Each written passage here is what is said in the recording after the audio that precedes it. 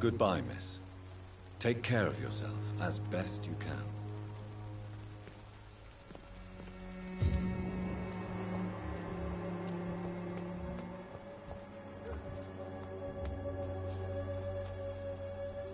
Forgive my interruption. Do not apologize, my son. Father Tobias Whitaker is always happy to teach mortals about the incoming Armageddon. I am Dr. Jonathan Reed, and I just have a few questions. A scientist? You are much more lost than I thought, my son. Do you know Nurse Dorothy Crane from the Pembroke Hospital? I'd like to know more about her. I don't like the liberal ideas of nurses, but I especially abhor that Nurse Crane you mentioned. So, you're not exactly a fan of Florence Nightingale's work. But nurses are essential for modern healthcare. Nuns should be the only women allowed to take care of male patients. It's obvious only they have the necessary moral fiber. Why do you hate Nurse Crane more than other nurses? Before coming to London, she was a member of the communist resistance in her country. That's what happens when you let a woman get involved in politics.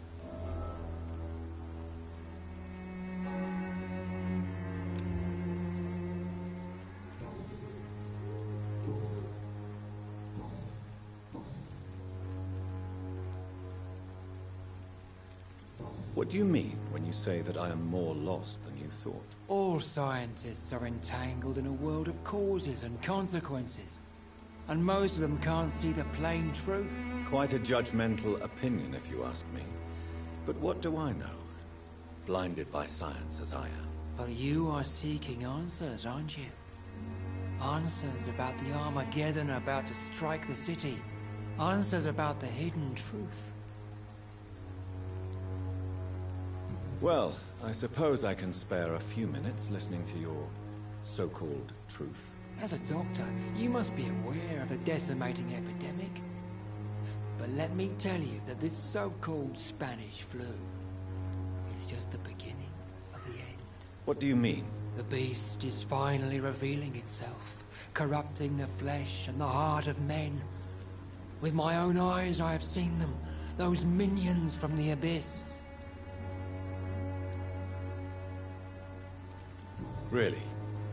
And what would be your answer to this biblical threat? We must fight the disease before this legion outnumbers us. But not with scalpels and microscopes. No. What is left then? Cleansing fire. Tell me, Tobias, what exactly is your plan concerning the cleansing of this city? God will recognize his own. More than once this city has risen from the ashes, hardened and purified by the flames.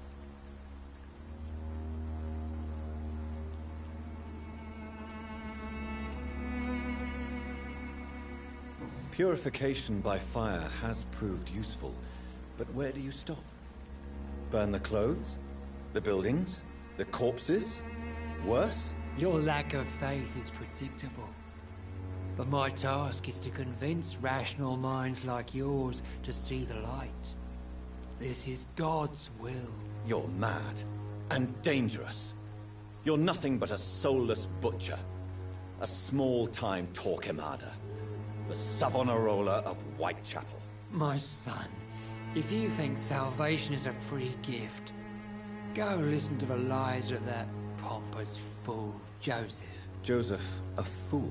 Vicar Larrabee of St. Mary's Church. While he continues preaching his fraudulent redemption, more and more people die in the streets.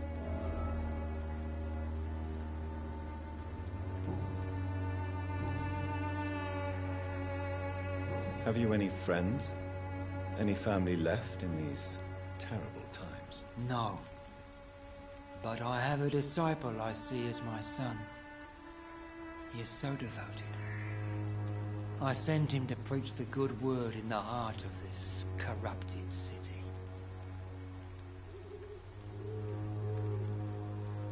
Where did you send him? I sent Samuel to the Stonebridge Cemetery, where the pestilence and evil grows night after night.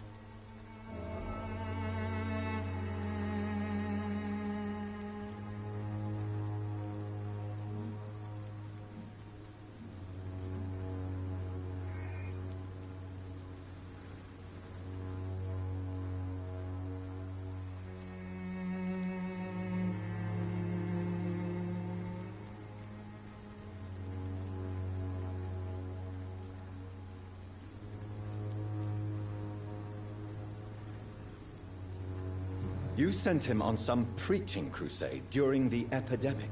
As a true believer, Samuel will fear no evil while he walks through the valley of the shadow of death.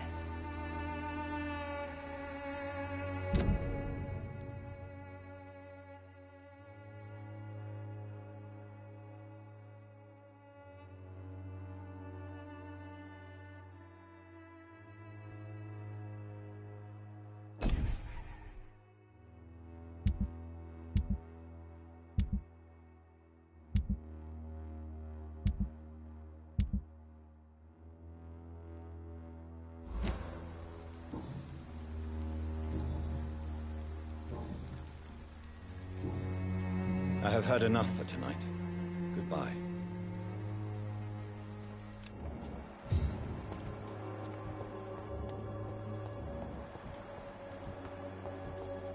You look so pale, my lord. Would you like me to revive you?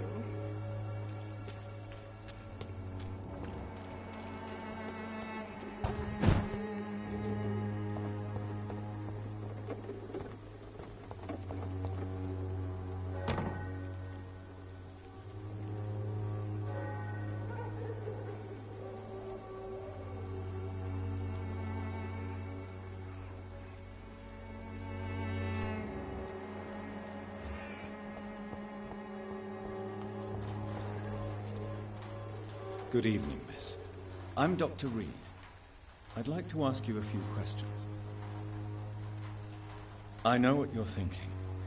A tall stranger who meets a girl in the street at night. It reeks of the penny dreadfuls. But I mean you no harm, truly.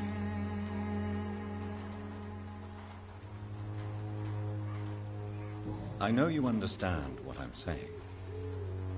Your silence has nothing to do with you being mute, does it?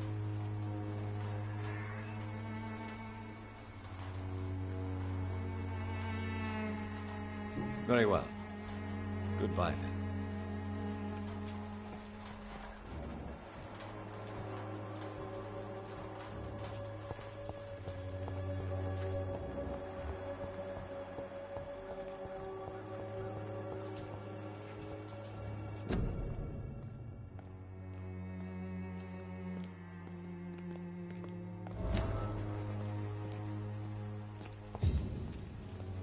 Hello again, miss.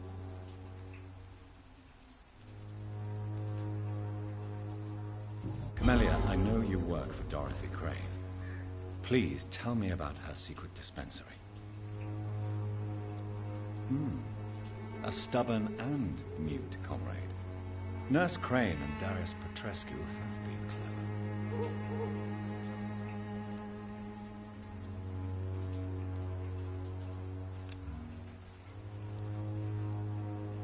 Very well. Goodbye then.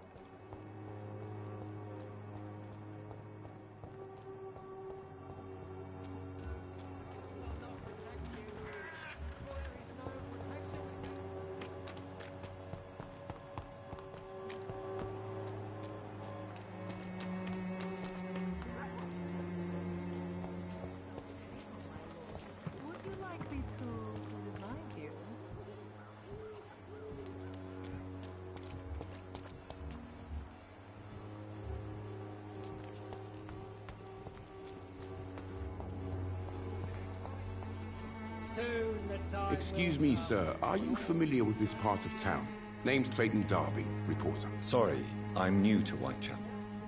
But perhaps you could help me since you're a journalist. My name is Jonathan Reed. Dr. Reed, the famous surgeon.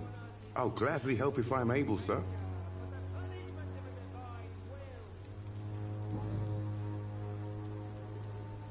What is a journalist doing in this borough after sunset? He goes where none of his colleagues would dare to go, to inform the country.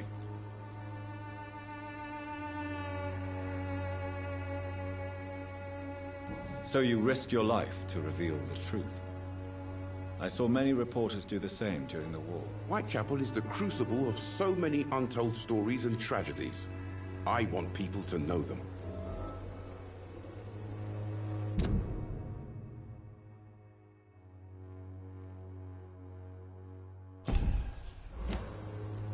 That's quite honorable of you.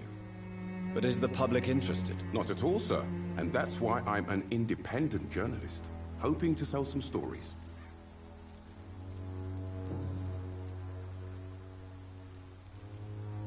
Why are the newspapers keeping silent about the Spanish influenza? It's as though none of you care. There's a war going on. People shouldn't be demoralized by news of deadly diseases. I served in France. Our top priority must be to put an end to this butchery. This war must stop now. Sir, streets are a battlefield too. An invisible and untold war is going on, and it must be stopped. Have you any idea of the danger you face in these streets at night? I've had to run and hide more.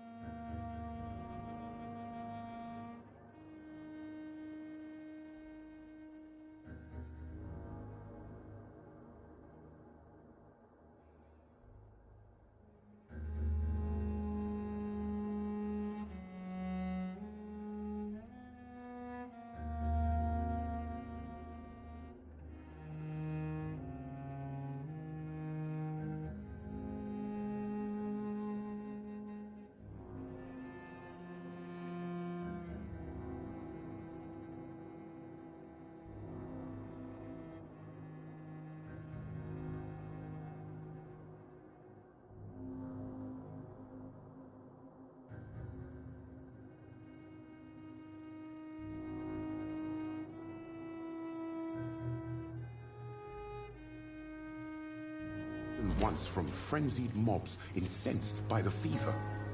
Do you think the flu is really responsible for this, Doctor?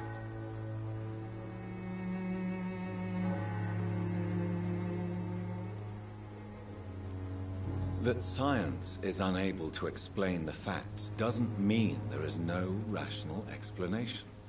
I confess, I share your point of view, Doctor. Christina Popper claims she sells her body because she can't find any other work. Do you believe her? Of course I do. Her story is exactly what I want my readers to understand. We live in an intolerant and divided nation. Do you think things will ever change, Mr. Darby? I believe the situation can only improve. And now that women can vote, I'm convinced things will change.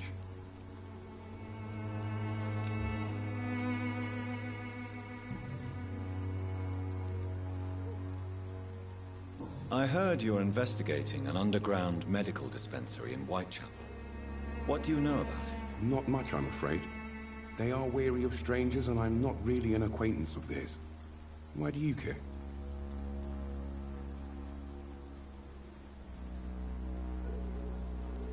I'm a doctor, Mr. Darby. I care about everything involving public health and this epidemic. Are you sure you're not just concerned about the repercussions that a scandal involving a certain Nurse Crane from the Pembroke Hospital would bring? Without a doubt, you are a damn fine journalist, Mr. Darby. What do you know of her accomplice, a man named Darius? I don't know much about the man. He's very cautious. Never goes out. Doesn't seem to have any friends or family. He has no relatives at all? No. Except for that strange man, a poet named Richard Nithercott, who sometimes comes by. Darius would never let him in. Where can I find this Mr. Nithercott? He spends most of his time lurking around Whitechapel, talking to himself or declaring verses. These days, you can usually find him behind the church. He never goes out? No. A few days ago, he unexpectedly did. I followed him, but it was just a ruse to keep me away from his house. Really? How do you know? He went to the nearest mailbox, but just before posting his letter, he ripped it up and threw it away.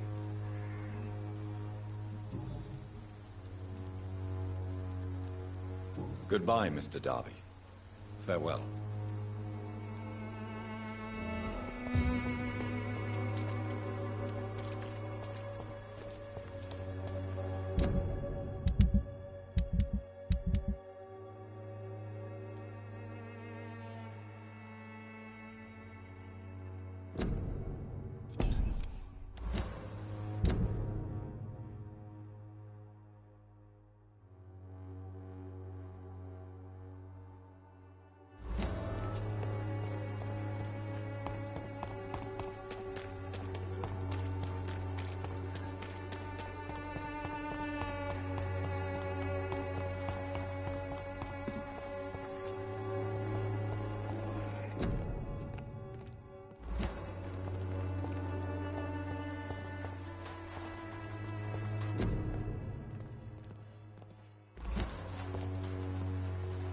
Hello again, miss. Very well.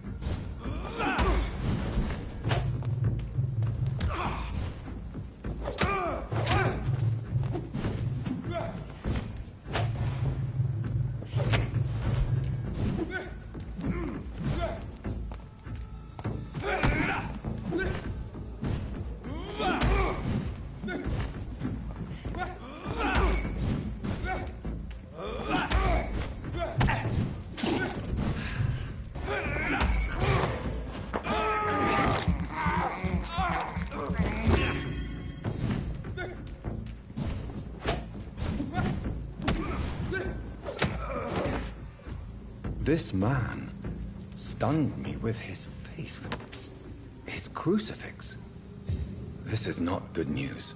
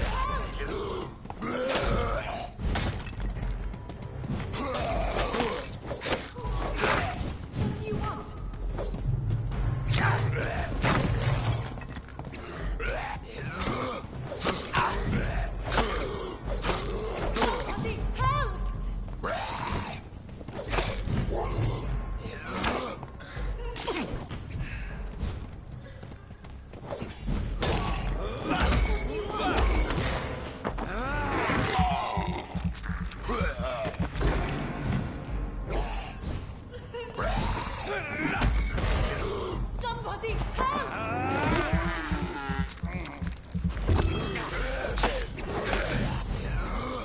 Who are you? What do you want?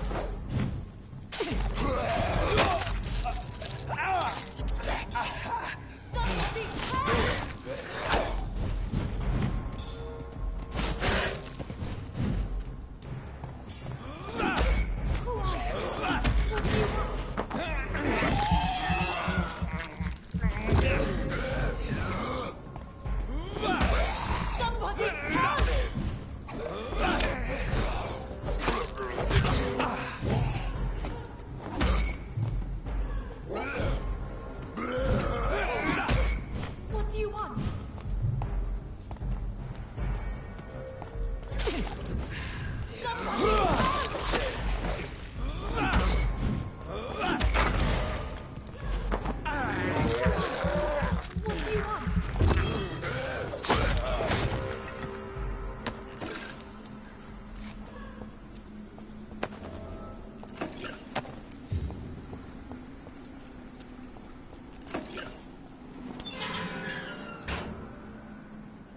Are you all right, miss? I don't know. Who were those people? They wanted to kill me. Why? They've lost their minds in the epidemic. They won't come back for now. You seem to know a lot about them, sir. I'm Dr. Jonathan Reed. I'm investigating this disease. I am Xiaoxun. Thank you so much for helping me, Mr. Reed. I must go to the cemetery now. Goodbye.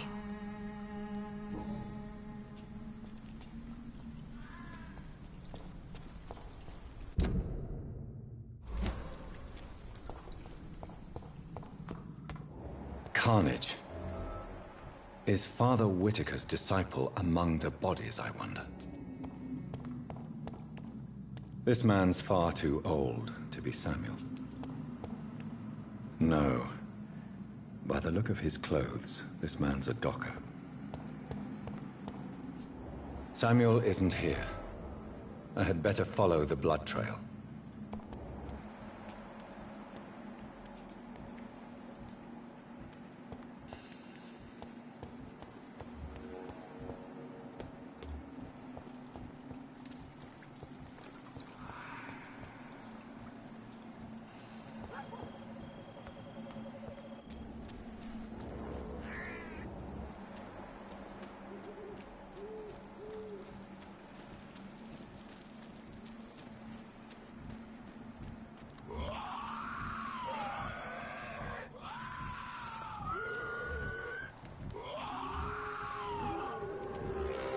As I feared, Samuel no longer preaches the good word.